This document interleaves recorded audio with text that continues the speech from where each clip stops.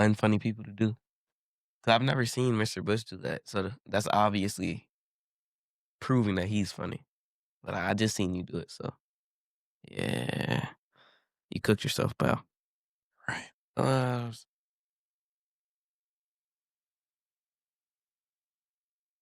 we're redoing it, right? No, we're doing a whole different episode. All right, pal. I see how it is.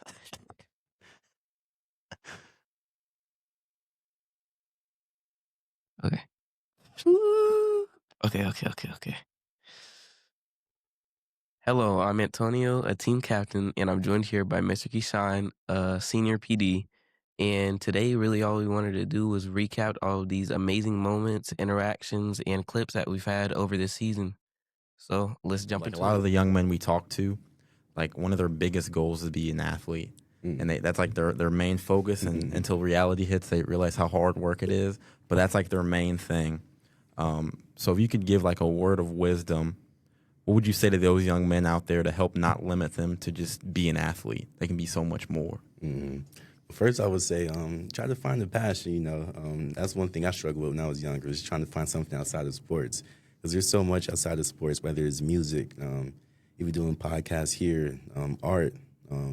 There's a lot of things that's going on in the world outside of sports, even the technology world with AI and computer programming and robotics. So there's so much that's going to lead you a lot further than sports ever will. While sports is good to build those, personal skills, they can only take you so far. I definitely enjoyed my time with sports, but as you can see, I'm done. I've got to play in college, which I'm grateful for. But now, it's time to do something else, make a better impact. And I think the most important question of the entire day. So every Thanksgiving we do a turkey bowl, and not to brag, but the staff is 2-0.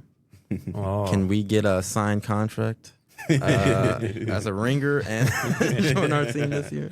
Yeah. Yeah, I'll definitely come out. No, please don't. Please, no. Yeah. What role does your faith play in your life and decision making? Share a little bit about your faith, if you don't mind. So that's my faith plays a huge part. Definitely keeps me level headed and keeps me calm. Lets me know everything is going to be okay. It's like I said back in college, I didn't know what I wanted to do, and so and even going back talking about the youth, not having a mentor and a sense of identity. A big part of that is for me. I grew up in a faithful household, so I knew my identity was found in Christ.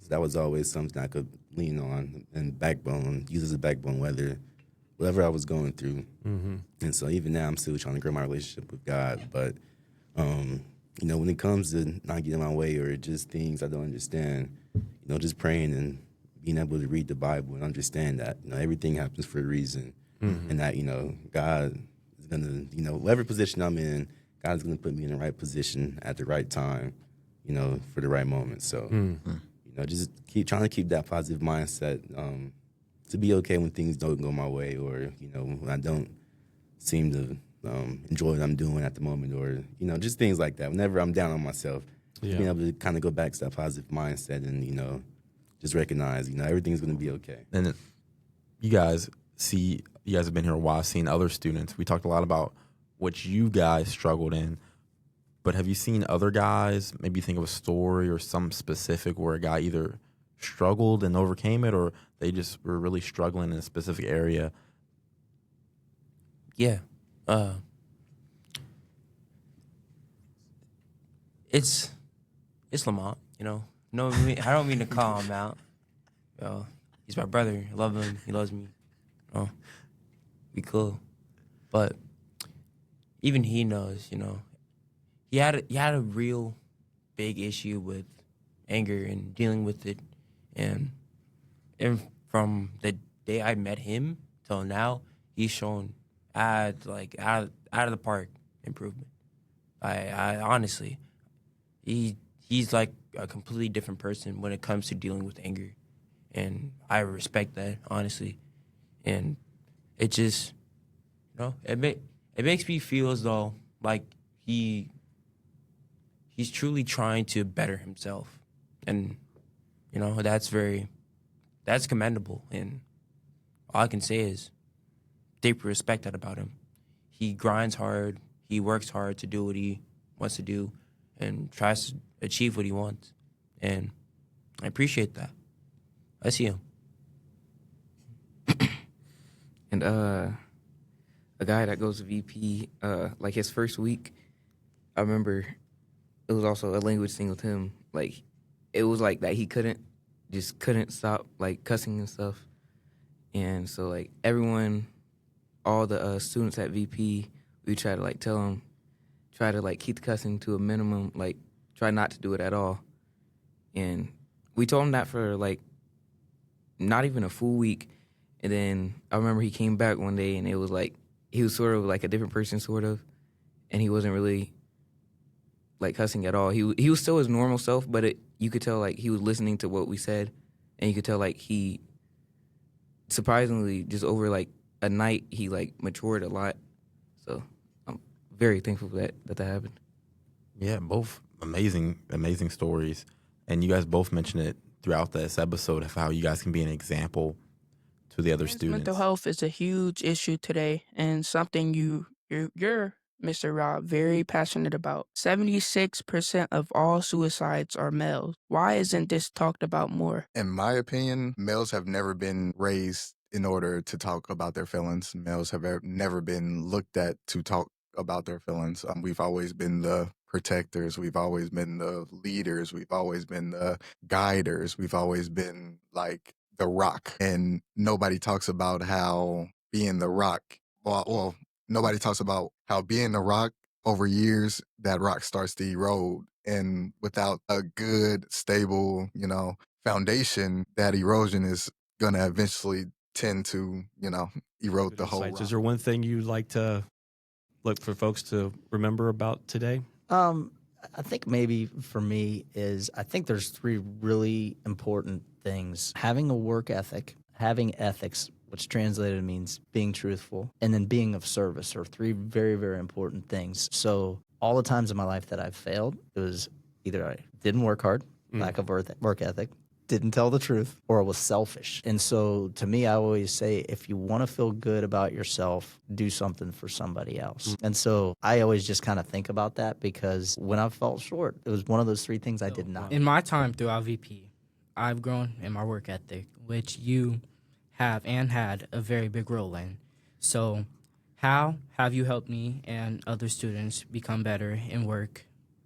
That's a great question. I should ask you that. How I helped. I think consistency. That's probably it. Is that I think there's a spot where I bring. Obviously, I've got a gray beard, so I've been around a little while. So I bring a little bit of experience with me. But I also am very consistent on. I think we use the term balls and strikes, right? It's balls and strikes. You either did it or you didn't. Yep. And I still love you. But if you didn't do it, you're going to take the points or if you did whatever you did, you're going to take the points for it. And it's so it's very consistent across the board. And I think from the boys and maybe even yourself seeing that consistency, it helps you stay kind of a little bit more unemotional when things are not going exactly the way, and you kind of take a little responsibility for, I did have my hand in that. And when you see that happening, you probably change your behavior a little bit to not do that again, so that you don't get a ball instead of a strike.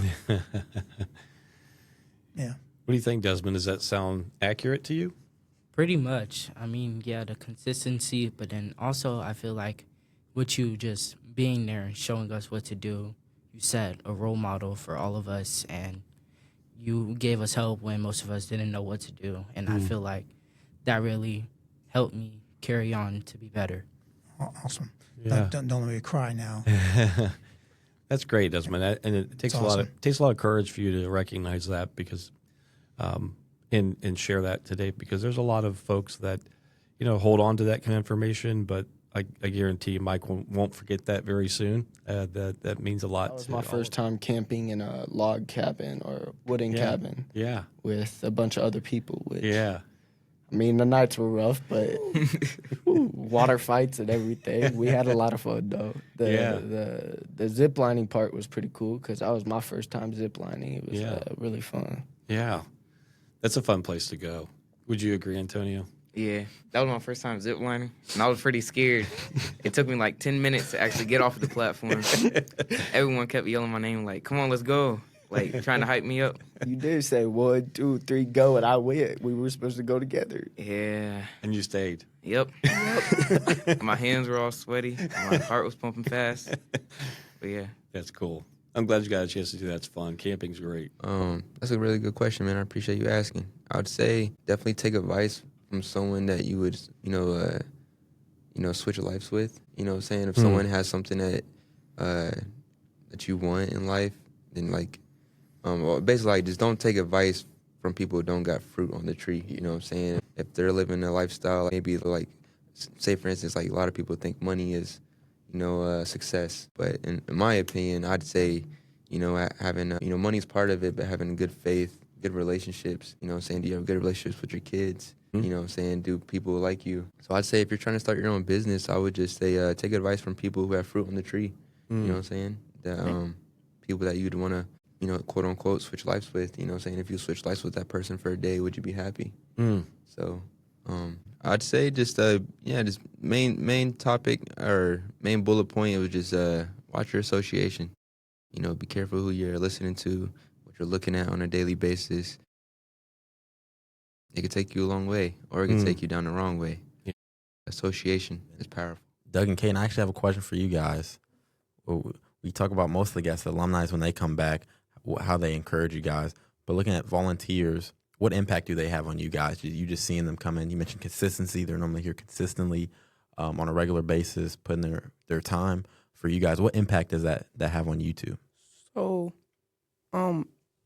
it's an impact for me because I feel like if guests and volunteers can keep on showing up on a consistent note, the time they're supposed to, I feel like I could do the same thing. And building connections and bonds with volunteers and guests, I feel like it would kind of hurt you if you would have lost that, because some of the bonds are really deep. Some of them you can just talk and talk for hours, and you'll still have a whole bunch of stuff to talk about.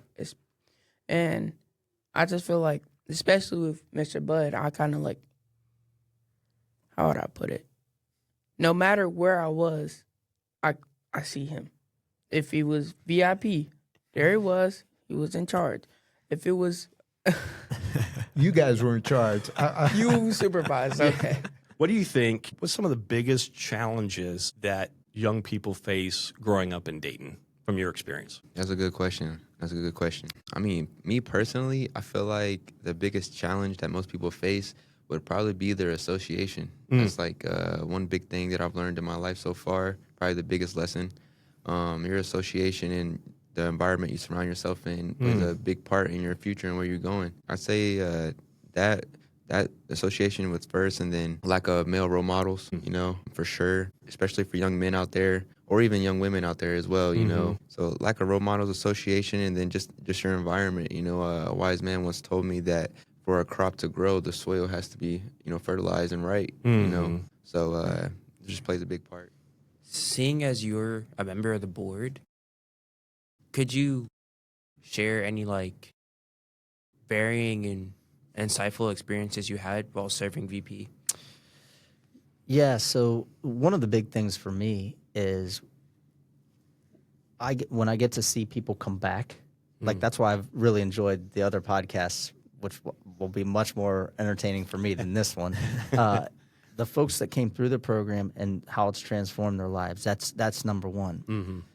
Number two, the biggest thing to me that spoke to me is the whole work component. There are a lot of good organizations that, they give to those in need, and that's awesome. But one of the things for me is your reward here is to go to work. And so when I was given something, my whole life, if I was given something, I would lose it or ruin it. But when I had to work for something, man, did I respect it. Right. And so you can give somebody a winter coat, which is great, but if you had to go earn that winter coat, you're probably going to really respect that. And to me, how we tie in work as a reward, man, that's what just speaks to me so much. And I'm a big fan of work ethic because I think it's the great equalizer. And what we're teaching men here, man, I'm in. My favorite thing was obviously like the uniform. I love that.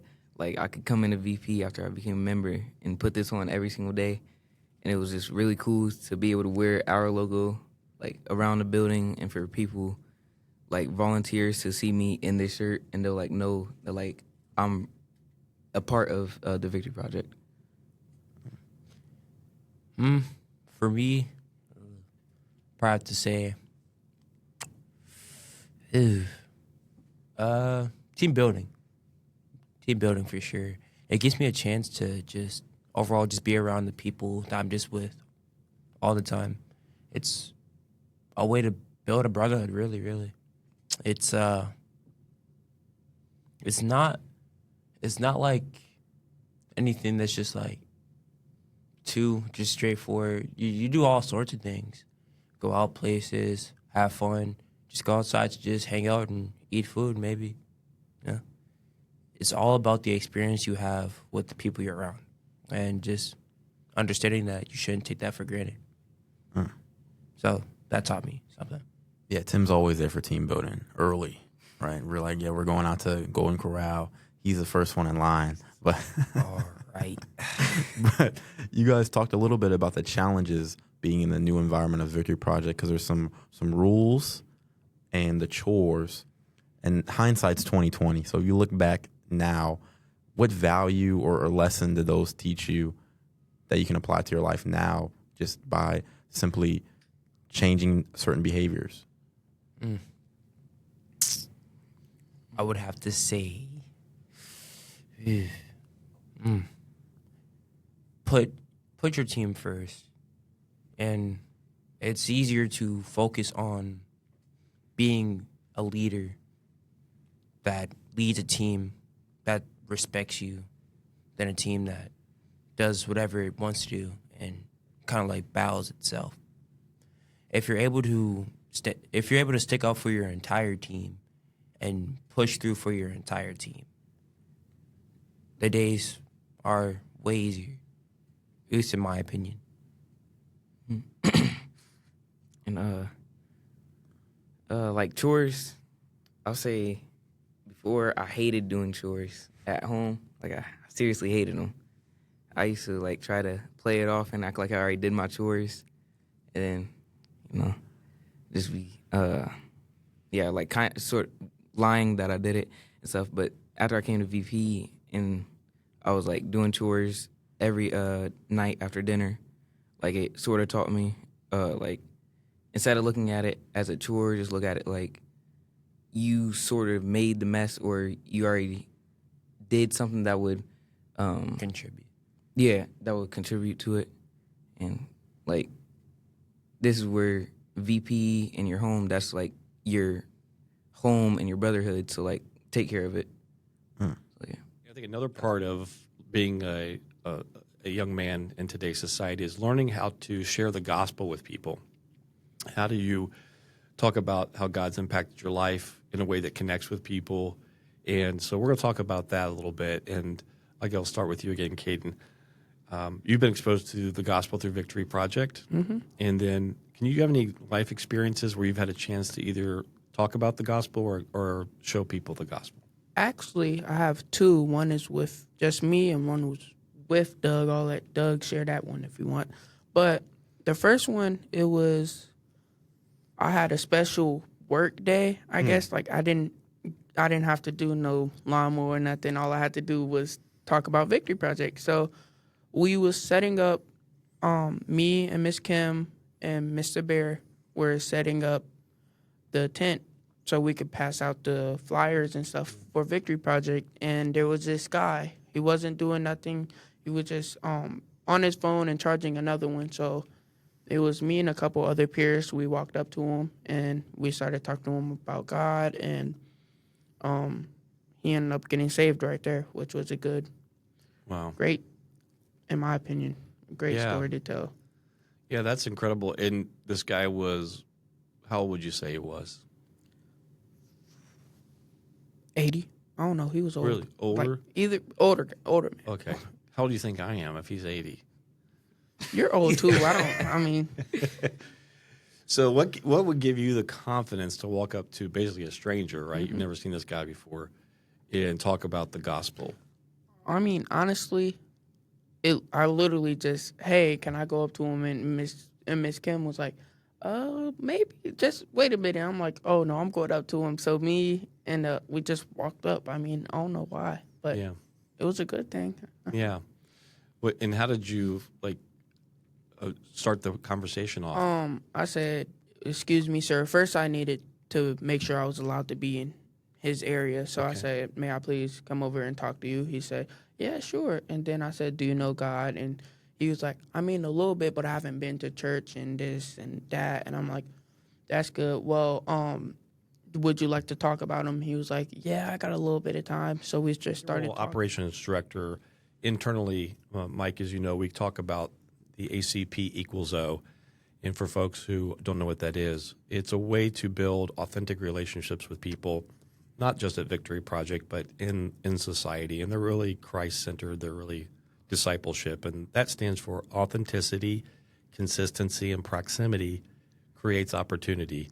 Meaning if I'm authentic, I'm consistent in physical close proximity to you, I've earned the right to be heard. And so ways to open up that communication between people from different backgrounds, races, ages. If that's applied, you will generally earn the right to be heard. How do you see that ACPO impacting the staff and how they do their job? I suspect that this may be one of the first times we've actually broached the ACPO question. I mean, because so often we're talking about the children or the students, if you will. But now we start to delve into how we build an operation for the staff and actually talk about what the secret to their success is. So. In reality, I think that the staff probably already gets this. We build this so that on how we operate on a daily, monthly, yearly, or even the longer term basis. That we have to build in very authentic topics that are relevant and salient to the members themselves.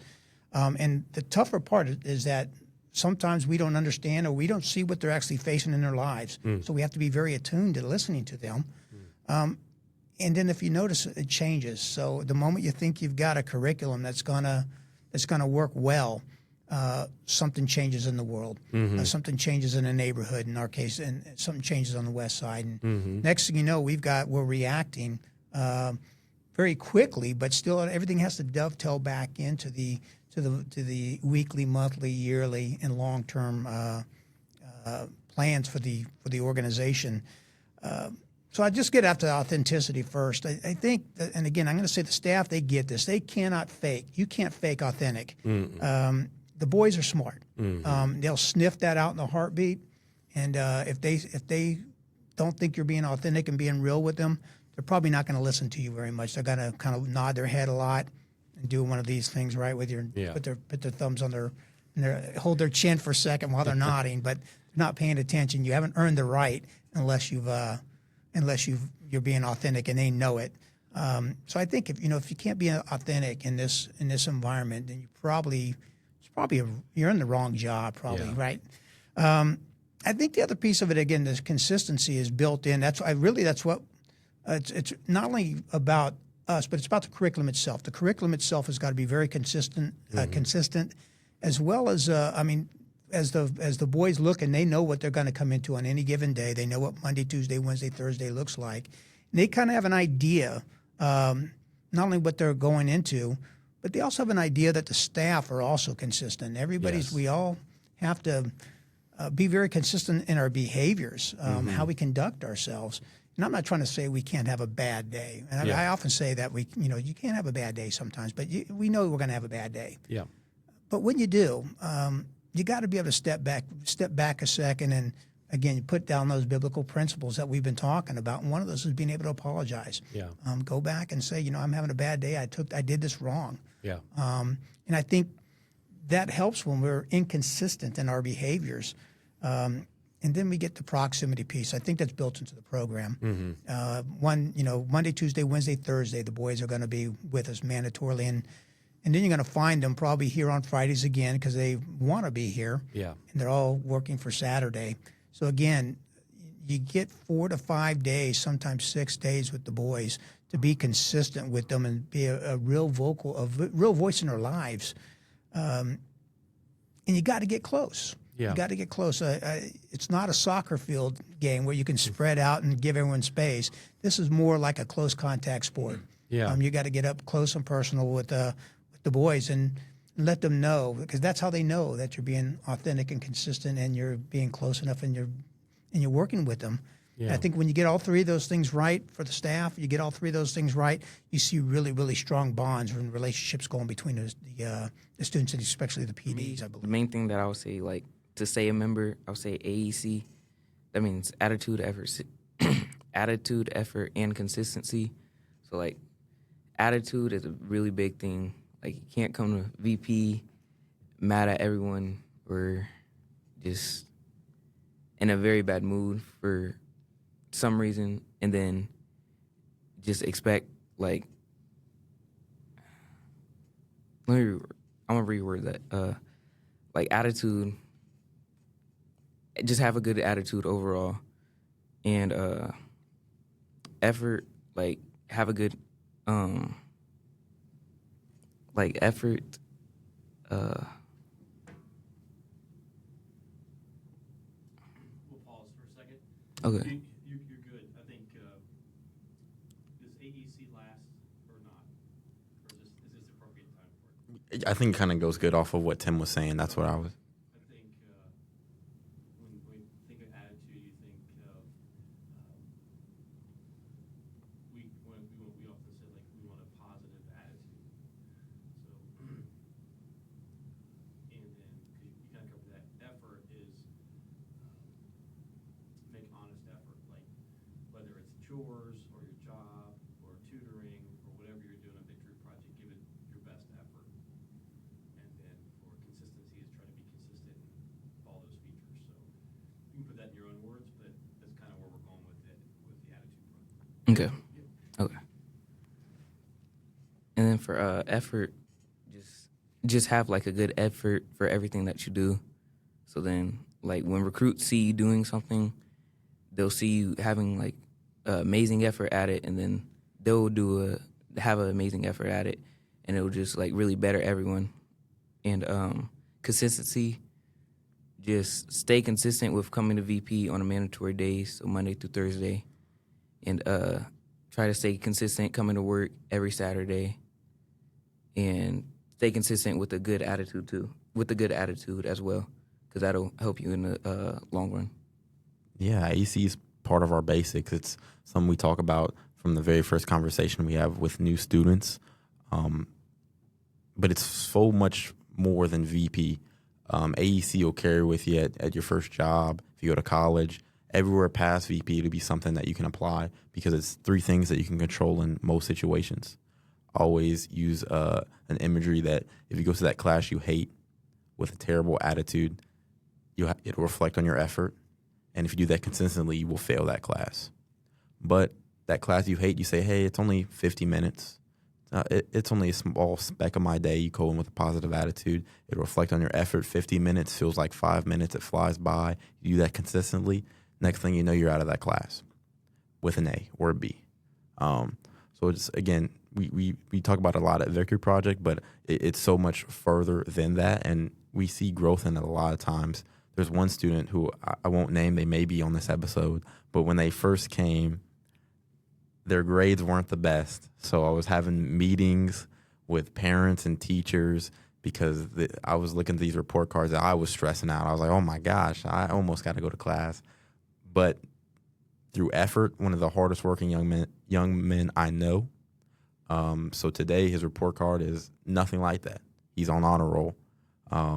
He was a team captain. He is on this podcast. And we have a little saying from the site leaders where if a guy has a good day, he had a Tim day, right? Because he just put his head down. He was working hard. He had a Tim day. It was a 4.5, and he just knocked it out of the park. Tuning in to our recap episode as we dove into a few of our last episodes where we got to see some of our alumni, our current students, our volunteers, and our staff members. And it was some amazing moments. Again, thanks for tuning in. Take care and God bless.